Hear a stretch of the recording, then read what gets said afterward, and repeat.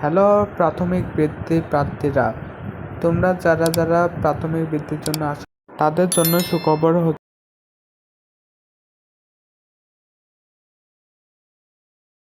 প্রাথমিক বৃত্তির ফলাফল কবে প্রকাশ হবে। আজকে আমি বলে দিচ্ছি, প্রাথমিক বৃত্তির ফলাফল প্রকাশ হবে 12ই জুলাই। ঠিক আছে, 12ই জুলাই প্রকাশ হবে। এখানে দেখতে পাচ্ছ মানিকগঞ্জ, মাদারীপুর, কিশোরগঞ্জ, ফরিদপুর এগুলো জেলার যে ফলাফল।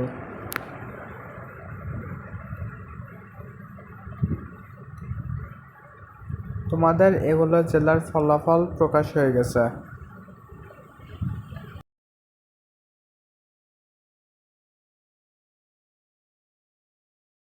মাদারীপুরের ফলাফল,